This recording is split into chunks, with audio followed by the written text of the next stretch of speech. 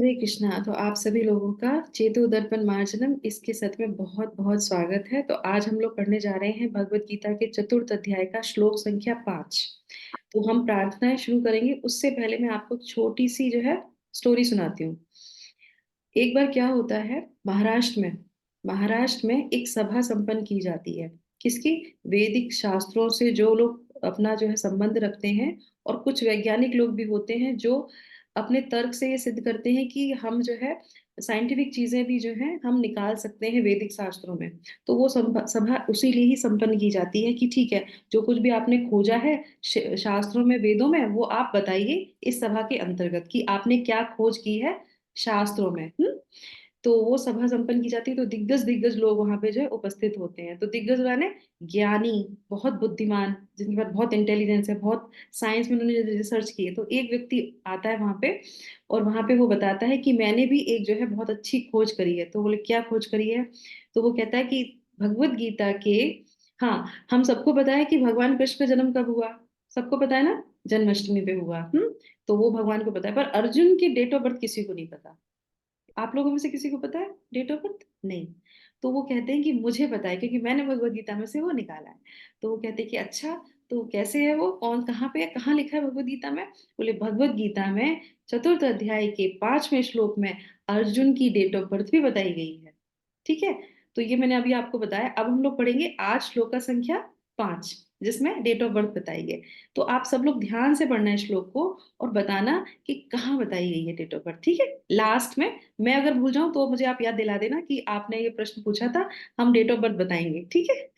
ठीक है, तो देख ले कौन कौन उस व्यक्ति की तरह बुद्धिमान है यहाँ पे है। तो अभी हम लोग शुरू करते हैं अपना जो है ये सत्र प्रार्थनाओं के साथ।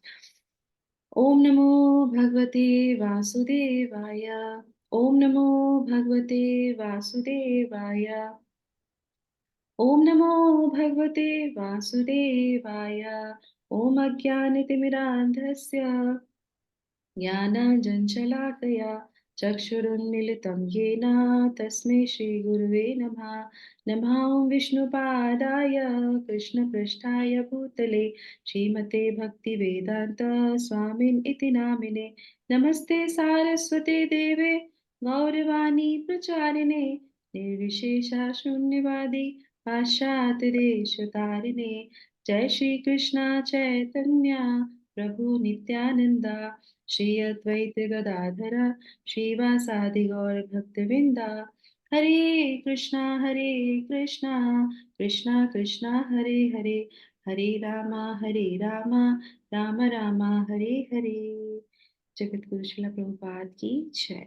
भगवत वाणी भगवत गीता जी की जय। गुरु महाराज की जय। हरे कृष्ण। तो अब आप लोग अपना ध्यान से भगवत गीता पढ़िए, एक एक श्लोक, एक एक लाइन, ठीक है, जिससे कि लास्ट में आपको रिजल्ट मिल जाए। पर बस सिर्फ ये नहीं ढूंढना है कि जन्मदिन कब हुआ है, कब उनका डेट ऑफ बर्थ है, ये देखना है कि इसमें हमको मैसेज भगवान क्या दे रहे हैं, वो बहुत इंपॉर्टेंट है। ठीक है। तो शुरुआत करते हैं इस श्लोक की। तो जैसा कि मैंने आपको बताया था कि ये जो पहला 10 तक के जो श्लोक है, इसमें भगवान की पोजीशन के बारे में बताया जा रहा है ना, श्री कृष्ण की पोजीशन के बारे में। और हर एक श्लोक अलग अलग हमको जो है इसमें जो है मैसेज देते हैं भगवान की हमको क्या करना चाहिए। तो दिव्य ज्ञान का ये सेक्शन है। तो इसमें भगवान अपने बारे में, स्वयं के बारे में बता रहे हैं। किसको बता रहे हैं? अपने मित्र को, सखा को, अपने शिष्य को, जो उनसे ईर्ष्या नहीं करते। तो सबसे पहली बात कि भगवान अपने बारे में तब रिवील करते हैं कोई ज्ञान, जब कोई व्यक्ति उनसे प्रेम करता है। तो अब यहाँ पे आ जाते हैं इस श्लोक में, 5वें श्लोक में। तो हमने देखा था कि चौथे श्लोक में अर्जुन वाचा था, मतलब अर्जुन ने प्रश्न किया था कि हम कैसे जाने, है ना। तो फिर भगवान इस श्लोक से आंसर देना प्रारंभ करते हैं। तो श्लोक पढ़ेंगे हम। श्री भगवान उवाच बहूनि मे व्यतीतानि जन्मानि तव अर्जुन चार्जुना तान्याहं वेद सर्वाणि न त्वं वेत्थ परन्तपः। तो श्री भगवान ने कहा, तुम्हारे साथ मेरे अनेकानेक जन्म हो चुके हैं, मुझे तो उन सबका स्मरण है, किंतु हे परंतप तुम्हें उनका स्मरण नहीं रह सकता। ये बोला है नहीं रह सकता, नहीं रहा, नहीं, आगे भी नहीं रहेगा। ठीक है। तो ये डिफरेंशिएट करता है दो चीजों को। अब इसके बाद हम लोग तात्पर्य पढ़ेंगे, उससे पहले एक बहुत इंपॉर्टेंट चीज मैं आपको बताती हूँ। तो तात्पर्य के लिए अर्चना माता जी हाफ पोर्शन आप पढ़ लीजिए, और सेकंड हाफ कौन पढ़ना चाहेगा आप लोगों में से? ठीक है, जो भी पढ़ना चाहे अपना कैमरा खोल के रखिएगा, मैं उनको इनवाइट कर लूंगी, है ना। यस, तो पहले मैं आपको एक बहुत इंपॉर्टेंट बात बताऊं, आप चाहो तो उसको नोट डाउन कर सकते हैं, ठीक है। तो बलदेव विद्याभूषण जिनकी भाषा, जिनकी टीका से शिला प्रभुपाद अपना जो है तात्पर्य लिखते हैं, जो कि हमारे बलदेव विद्याभूषण, जिनको जयपुर के जो है हमारे जो है राधा गोविंद जी ने जो है ब्लेस किया था, कि उन्होंने डिक्टेट किया है। जयपुर में जो राधा गोविंद जी हैं, उन्होंने इस भाष्य को बोला है, और बलदेव विद्याभूषण ने क्या किया, लिखा है। ये महानता है इस भाष्य की, जिसकी टीका को शिला प्रभुपाद तात्पर्य में लिखते हैं। तो वही बलदेव विद्याभूषण क्या बोलते हैं, वो ये कहते हैं कि 5 से लेके 14 तक का जो श्लोक है इस अध्याय का, 5 से लेके 14 तक का जो श्लोक है, उन श्लोकों को भगवत गीता के जो है बीज श्लोक कहे जाते हैं। किसके बीज श्लोक? जो कि 7वें अध्याय से 12वें अध्याय तक के हैं। तो 7वें से लेके 12वें अध्याय तक कहाँ किस में आता है? भक्ति योग में। और भक्ति योग के जो बीज श्लोक हैं वो कौन से हैं? ये 5 से लेके 14 तक के श्लोक। तो ये बहुत बहुत इंपॉर्टेंट श्लोक है। क्यों? क्योंकि इसमें स्वयं भगवान बोल रहे हैं, दिव्य ज्ञान दे रहे हैं, और एक एक श्लोक में वो एक एक चीज समझा रहे हैं, ठीक है। उसी के आधार पे 7 से लेके 12 तक के जो श्लोक, जो अध्याय है, वो उस पे आधारित है। ये बीज है, और वो क्या है? वो उनके फल है, जो भगवत गीता के जो हमारे भक्ति योग है, ठीक है। तो भक्ति योग का बीज भगवान ने इन श्लोकों में डाला है। तो ये बात मैंने आप बता दी। अब मैं आपको, अब हम लोग पढ़ते हैं तात्पर्य। तो फर्स्ट हाफ जो है अर्चना माता जी आप पढ़ लीजिए। हरे कृष्णा। तात्पर्य जगत गुरु शिल प्रपाद की जय। ब्रह्म संहिता में 5.33 हमें भगवान के अनेकानेक अवतारों की सूचना प्राप्त होती है। उसमें कहा गया है, अद्वैतम अच्युतम अनादिम अनंत रूप माध्यम पुराण पुरुषम नवयौवनम च वेदेषु दुर्लभम आत्म भक्तो गोविंदम पुरुषम तमहम भजामि। मैं उन आदि पुरुष श्री भगवान गोविंद की पूजा करता हूँ, जो अद्वैत, अच्युत तथा अनादि है। यद्यपि अनंत रूपों में उनका विस्तार है, किंतु तो भी वे आद्य, पुरातन तथा नित्य नव यौवन युक्त रहते हैं। श्री भगवान के ऐसे सच्चिदानंद रूप को प्रायः श्रेष्ठ वैदिक विद्वान जानते हैं, किंतु विशुद्ध अनन्य भक्तों को तो उनके दर्शन नित्य ही होते रहते हैं। ब्रह्म संहिता में 5.39 यह भी कहा गया है, रामादि मूर्तिषु कला नियमेन तिष्ठन् नानावतारं करोदं भुवनेषु किंतु कृष्णः स्वयं संभवत परमः पुमान् योगो विन्दम् आदि पुरुषम तमहम भजामि। मैं उन श्री भगवान गोविंद की पूजा करता हूँ, जो राम, नरसिंह आदि अवतारों तथा अंशावतारों में नित्य स्थित रहते हुए भी कृष्ण नाम से विख्यात आदि पुरुष हैं, और जो स्वयं भी अवतरित होते हैं। हरे कृष्णा माता जी। तो अभी हम लोग हरे थोड़ा सा इस पे चर्चा करते हैं। अगर कोई और पढ़ना चाहेगा तो ठीक है, नहीं तो माता जी आप कंटिन्यू कीजिएगा। तो सबसे पहले जब भगवान ने ये बताया यहाँ पे कि श्री भगवान तुम्हारे तथा मेरे अनेक जन्म हो चुके हैं, मुझे तो उनका सबका स्मरण है, किंतु हे परंतपा तुम्हें उनका स्मरण नहीं रहता। तो श्रील प्रभुपाद सबसे पहले व्याख्या क्या करते हैं? वो सबसे पहले कोड करते हैं ब्रह्म संहिता। ब्रह्म संहिता भगवान ब्रह्मा जी के द्वारा जो कहा गया है। तो ब्रह्मा जी से पहले तो कोई था नहीं, सिर्फ भगवान ही थे। तो ब्रह्मा जी ने वो सारी चीजें देखी, और उनका जो रियलाइजेशन है वो उन्होंने किस में लिखा? ब्रह्म संहिता में लिखा। तो ब्रह्मा जी क्या बोलते हैं?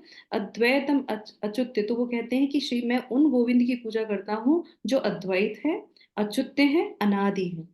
हाँ, और उसके बाद जो है, और अनंत रूपों में उनका विस्तार होता है, किंतु तो भी वे आद्य है, पुरातन है तथा नित्य है, नव यौवन युक्त रहते हैं। नव यौवन मतलब भगवान जो वहां पे रहते हैं, उनका जो है वो कैसे 16 साल के लगते हैं। ये शास्त्रों में वर्णित है। भगवान कभी भी उससे बड़े नहीं लगते हैं। वो चाहे 125 साल जब यहाँ धरा पे आए थे और उन्होंने अपनी लीला समाप्त की, तो भी वो 16 ही साल के लगते थे। है ना। तो वो भगवान है, वो ऐसे ही नित्य जो है नवीन जो है युवक की तरह जो है यौवन उनका जो दिखाई देता रहता है, और सच्चिदानंद रूप उनका जो है रहता है। श्रेष्ठ वैदिक विद्वान जानते हैं, जो विद्वान हैं वो इस चीज को मानते हैं। और उसके बाद फिर वो ब्रह्म संहिता का दूसरा कोड करते हैं, और इसमें वो क्या बता रहे हैं कि जो भी अवतार होते हैं भगवान के, है ना, वो सब भगवान अवतारों में भगवान आते हैं, पर भगवान क्या है, भगवान कृष्ण उनसे अलग हैं। वो अवतार के रूप में आते हैं, पर भगवान कौन है? अवतार मतलब हो गए राम, नरसिंह भगवान, पर भगवान कृष्ण अवतारी हैं, क्योंकि वो अवतार लेते हैं, इसलिए उनको वो जन्म नहीं कहा जाता, वो अवतार है उनका। तो इसलिए जो साधारण मनुष्य वो सोचते हैं उन्होंने जन्म लिया, तो इसीलिए भगवान ये श्रील प्रभुपाद यहाँ पे इसको कोट करते हैं। ठीक है, अब आ जाते हैं हम अगले वाले जो है पैराग्राफ पे। यस माता जी, आप ही पढ़ लीजिए माता जी। हरे कृष्ण। वेदों में भी कहा गया है कि अद्वैत होते हुए भी भगवान असंख्य रूपों में प्रकट होते हैं। वे उस वैदूर्य मणि के समान हैं जो अपना रंग परिवर्तित करते हुए भी एक ही रहता है। इन सारे रूपों को विशुद्ध निष्काम भक्त ही समझ पाते हैं। केवल वेदों के अध्ययन से उनको नहीं समझा जा सकता। वेदेषु दुर्लभम दुर्लभम आत्मभक्तो। अर्जुन जैसे भक्त कृष्ण के नित्य सखा हैं, और जब भी भगवान अवतरित होते हैं तो उनके पार्षद भक्त भी विभिन्न रूपों में उनकी सेवा करने के लिए उनके साथ साथ अवतार लेते हैं। अर्जुन ऐसा ही भक्त है, और इस श्लोक से पता चलता है कि लाखों वर्ष पूर्व जब भगवान कृष्ण ने भगवत गीता का प्रवचन सूर्यदेव विवस्वान से किया था, तो उस समय भी अर्जुन भी किसी भिन्न रूप में उपस्थित था। किंतु भगवान तथा अर्जुन में यह अंतर है कि भगवान ने वह घटना याद रखी, किंतु अर्जुन उसे याद नहीं रख सका। अंश रूप जीवात्मा तथा परमेश्वर में यही अंतर है। यद्यपि अर्जुन को यही परम शक्तिशाली वीर के रूप में संबोधित किया गया है, जो शत्रुओं का दमन कर सकता है, किंतु विगत जन्मों में जो घटनाएं घटी हैं उन्हें स्मरण रखने में वह अक्षम है। अतः भौतिक दृष्टि से जीव चाहे कितना ही बड़ा क्यों न हो, वह कभी परमेश्वर की समता नहीं कर सकता। भगवान का नित्य संगी निश्चित रूप से मुक्त पुरुष होता है, किंतु वह भगवान की तुल्य नहीं होता। ब्रह्म संहिता में भगवान को अच्युत कहा गया है, जिसका अर्थ होता है वे भौतिक संपर्क में रहते हुए भी अपने को नहीं भूलते। अतः भगवान तथा जीव कभी भी सभी तरह से एक समान नहीं हो सकते। भले ही जीव अर्जुन के समान मुक्त पुरुष क्यों न हो, यद्यपि अर्जुन भगवान का भक्त है, किंतु कभी कभी वह भी भगवान की प्रकृति को भूल जाता है। किंतु दैवी कृपा से भक्त तुरंत भगवान की अच्युत स्थिति को समझ सकता है, जबकि अभक्त या असुर इस दिव्य प्रकृति को नहीं समझ पाता। फलस्वरूप गीता के विवरण आसुरी मस्तिष्कों में नहीं चढ़ पाते। कृष्ण को लाखों वर्ष पूर्व संपन्न कार्यों की स्मृति बनी हुई है, किंतु अर्जुन को स्मरण नहीं है। यद्यपि अर्जुन तथा कृष्ण दोनों ही शाश्वत स्वभाव के हैं, यहाँ पर हमें यह भी देखने को मिलता है कि शरीर परिवर्तन के साथ साथ जीवात्मा सब कुछ भूल जाता है, किंतु कृष्ण सब स्मरण रखते हैं, क्योंकि वे अपने सच्चिदानंद शरीर को बदलते नहीं। वे अद्वैत हैं, जिसका अर्थ है कि उनके शरीर तथा उनकी आत्मा में कोई अंतर नहीं है। उनसे संबंधित हर वस्तु आत्मा है, जबकि बद्ध जीव अपने शरीर से भिन्न होता है। चूंकि भगवान के शरीर तथा आत्मा अभिन्न है, अतः उनकी स्थिति तब भी सामान्य जीव से भिन्न बनी रहती है। जब वे भौतिक स्तर पर अवतार लेते हैं, असुरगण भगवान की इस दिव्य प्रकृति से तालमेल नहीं बैठा पाते, जिसकी व्याख्या अगले श्लोक में भगवान स्वयं करते हैं।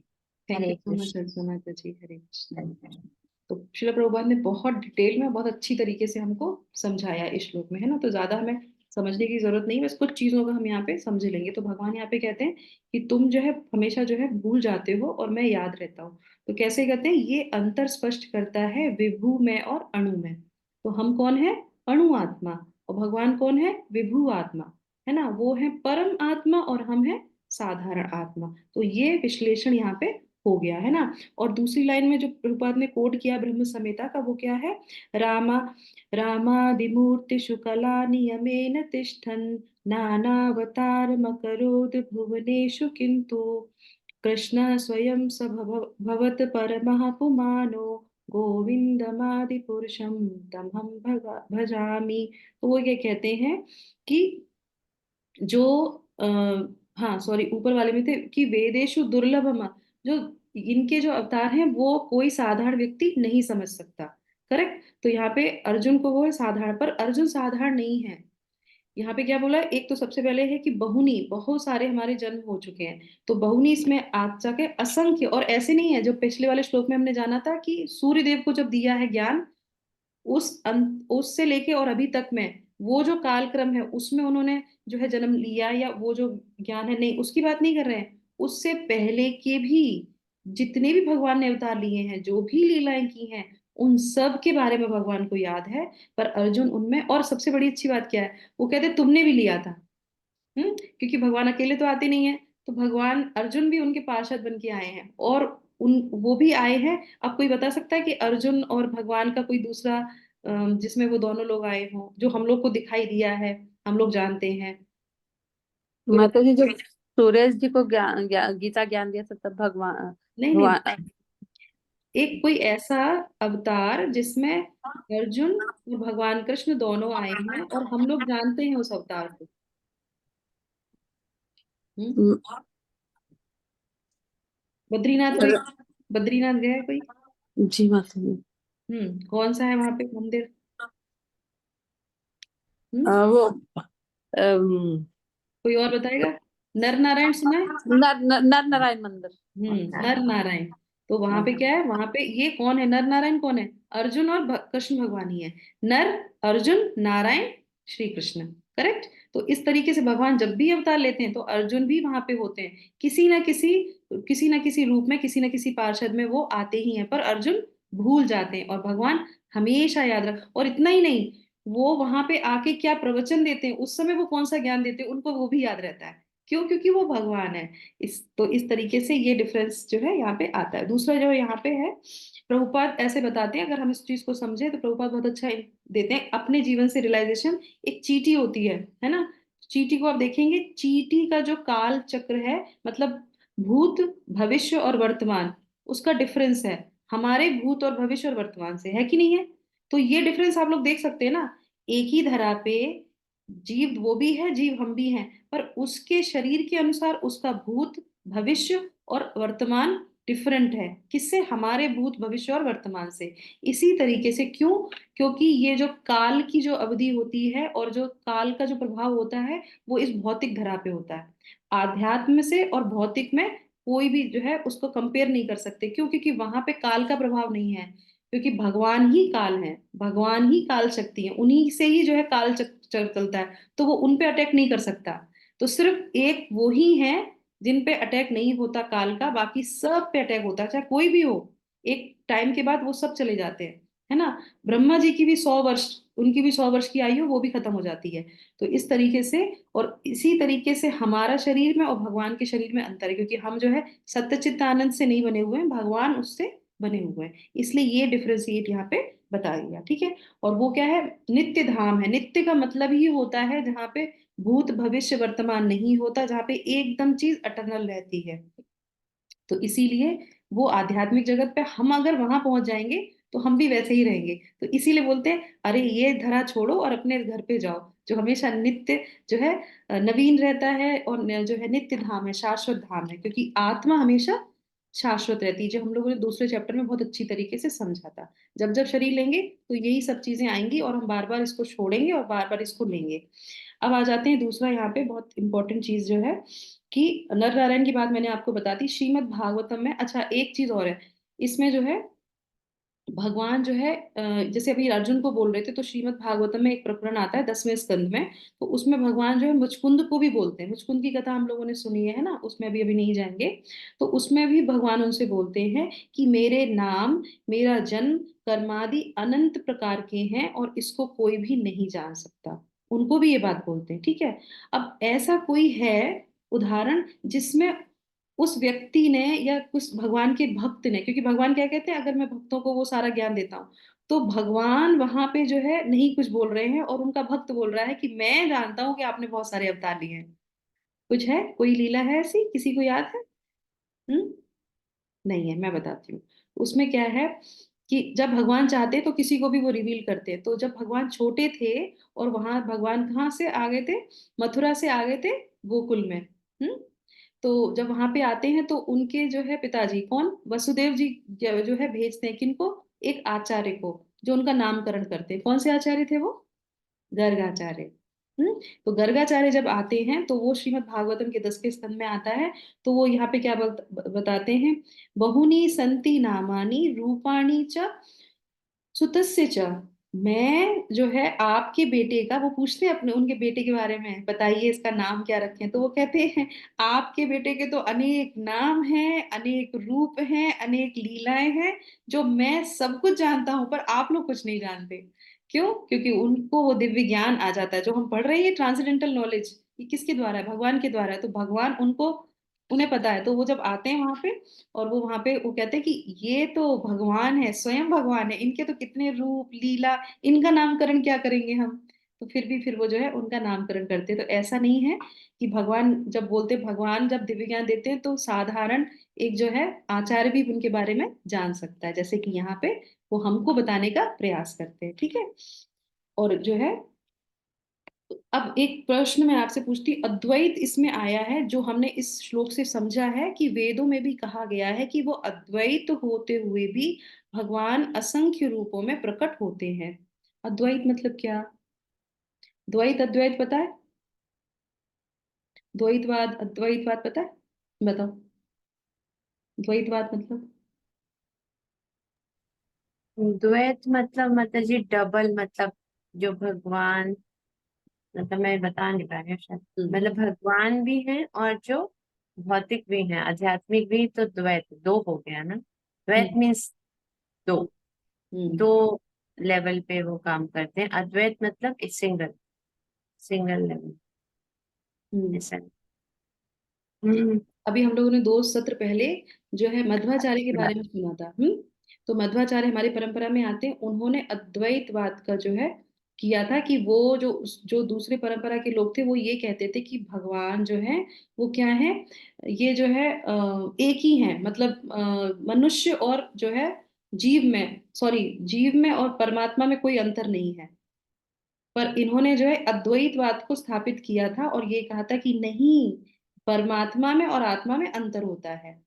तो यहाँ पे वही बात बोली जा रही है कि भगवान जो है आत्मा और जीव से अलग होते हुए भी अवतार लेते हैं, आते हैं इस धरा पे अपनी लीला करने के लिए, जबकि वो उन जैसे है नहीं। पर आप जब आते हैं तो कैसे लगते हैं, अरे भगवान के भी 2 हाथ हैं, उनके भी 2 पैर हैं, वो भी रास रचाते हैं, वो भी शादी करते हैं, वो उनको बाण लगता है वो भी मर जाते हैं, है ना। तो ऐसा नहीं है, वो अद्वैत है, वो अलग है। जीव और जो है भगवान में जो अंतर है, वो होते हुए भी वो मनुष्य जैसा शरीर स्थापित करके यहाँ पे आते हैं, वो लीलाएं करने यहाँ पे आते हैं। तो ये अंतर है, ठीक है। अद्वैत होते हुए भी भगवान असंख्य रूपों में प्रकट होते हैं, ठीक है। तो ये हमारा यहाँ पे हो गया। और उसके बाद जो है ये भगवान की यहाँ पे विशेषता हो गई। और इसको शिला प्रभुपाद बहुत अच्छे से क्या बताते हैं कि अगर कोई व्यक्ति लगता है हमें ऐसा है, तो उसको बहुत अच्छा एक उदाहरण दे दो। शिला प्रभुपाद कहते हैं जैसे कि राजा के सिंहासन पे खटमल बैठा हो। अरे राजा के सिंहासन पर अगर खटमल बैठा तो खटमल राजा थोड़ी ना हो गया।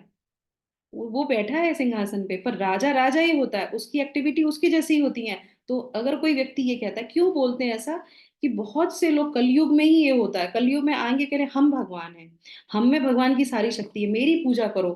वो क्यों करते हैं कि कलयुग है ना, तो सबको चाहिए कि एक जो है वो स्थापित करे अपना वर्चस्व। तो वो वहां पे कहते हैं, तो श्रील प्रभुपाद कहते हैं खटमल खटमल रहेगा, चाहे भले ही वो सिंहासन पे बैठा है, पर राजा राजा ही रहता है। इसलिए भगवान इस धरा पे आते भी हैं तो ये नहीं समझना चाहिए कि भगवान जो है एक साधारण मनुष्य, नहीं, भगवान भगवान है, और जो है हम जैसे लोग खटमल खटमल ही हैं। अपने आप को राजा बनाने का कोशिश नहीं करनी चाहिए। भगवान तो कहना ही नहीं चाहिए किसी को भी। तो वो जो है पृथक करता है भगवान को और जीवात्मा को, ठीक है। फिर वो ये क्या बोलते हैं, वो कहते हैं कि इस सिद्धांत और इस विज्ञान को कौन समझ सकता है। यहाँ पे शिला प्रभुपाद ने लिखा है कि वो ही इस जो है भगवान के सारे रूपों को समझ सकता है जो विशुद्ध निष्काम भक्ति को समझ पाते हैं, भक्ति में आते हैं, जिनको भक्ति से कुछ लेना देना नहीं होता है, वो ही इस ज्ञान को बहुत अच्छी तरीके से समझ पाते हैं, नहीं तो वो विविल्टर्ड में ही रहते हैं, ठीक है।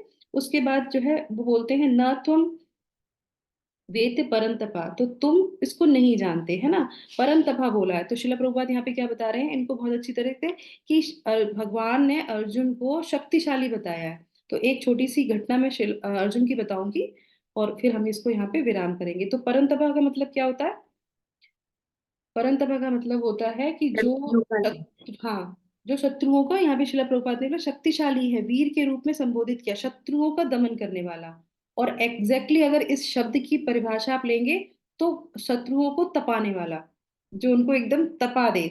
और जो है उनको जो है उत्कृष्ट तपस्वी, दो अर्थ हो गए, एक तो शत्रुओं को तपाने वाला और दूसरा वो स्वयं भी बहुत तपस्वी है। श्रीमद् भागवत में कल हम लोग जब 18 चैप्टर पढ़ रहे थे, पूरा हुआ अंदर, तो मुझे बहुत अच्छा लगा वो प्रकरण।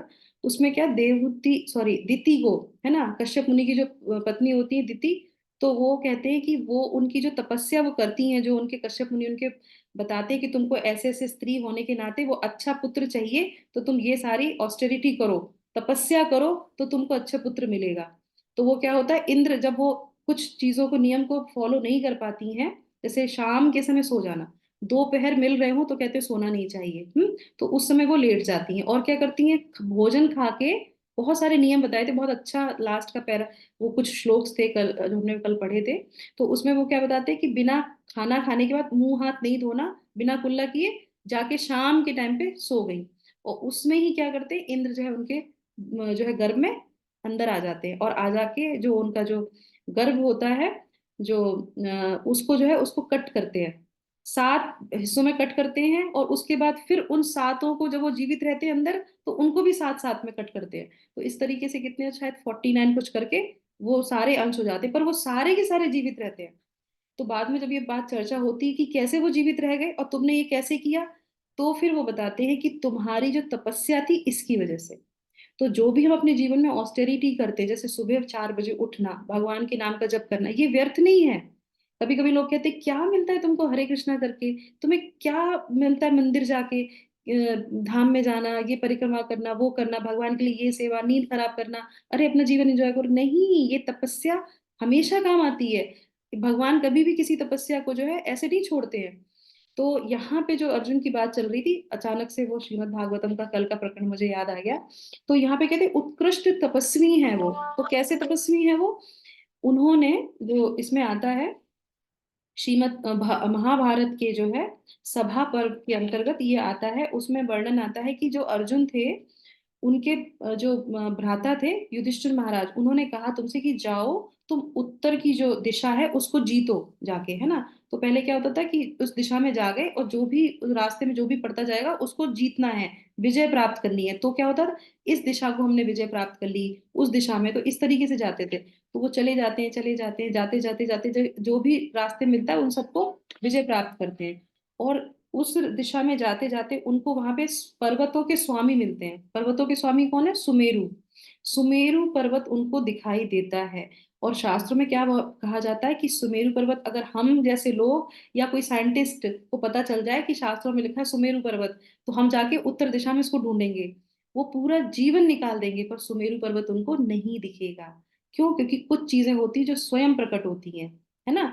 तो इसी तरीके से वो बताते हैं जब अर्जुन वहां जाते हैं तो उनको सुमेरु पर्वत के दर्शन होते हैं। दर्शन ही नहीं होते, वो उसको जो है टच कर सकते थे, उसको छू सकते थे। और वो सुमेरु पर्वत कैसा था, कह रहे कि 12 लाख योजन जो है उसकी जो ऊंचाई थी। अब 12 लाख योजन कितना हो गया, मैंने आपको पहले बताया था, सूर्य में और इस धरा में अंतर, सूर्य देव में और यहाँ पे जो अंतर है वो 12 लाख योजन का ही अंतर है। और उतना बड़ा सुमेरु पर्वत, तो कह रहे थे उसकी दिव्यता इतनी थी कि वो सूर्य के प्रकाश को भी ढक रहा था। इतनी दिव्य था वो, पर वो हर किसी को नहीं दिखता, पर अर्जुन को वो दर्शन दिए। और स्वर्ण आभूषित था, वो पूरा स्वर्ण का था। और उसमें वो भी नहीं, उसमें देवता रहते थे, उसमें गंधर्व रहते थे। हम लोग अभी पर्वत देखने जाएंगे, हमें कुछ नहीं दिखाई देगा, करेक्ट। पर उनको दिखाई दिया कि वहां पे स्वर्ण है, स्वर्ण से सुशोभित है। और वहां पे देवता है, गंधर्व है, वहां पे रह रहे हैं। तो ये किस कारण हुआ? ये इस कारण हुआ क्योंकि जो अर्जुन थे वो बहुत बड़े तपस्वी थे। तो और फिर भी इतने बड़े तपस्वी होने के बाद सुमेरु पर्वत उनको मिला।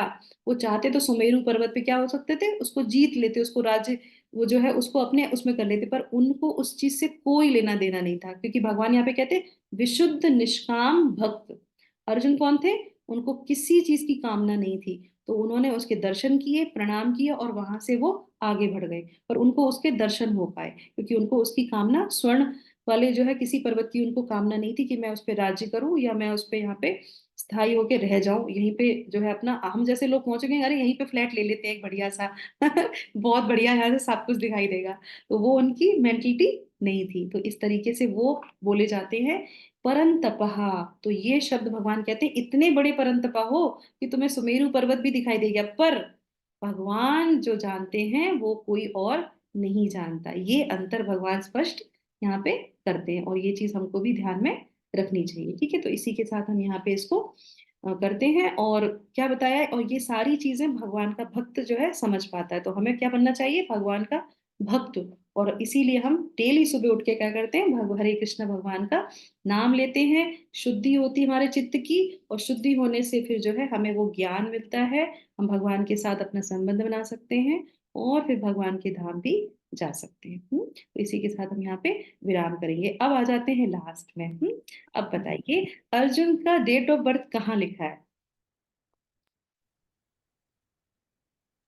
माता जी वो जब जब भगवान जी का जन्म हुआ, इट मीन्स कि अगर भगवान जी का जन्म जन्माष्टमी को हुआ तो अर्जुन जी का भी तभी हुआ होगा।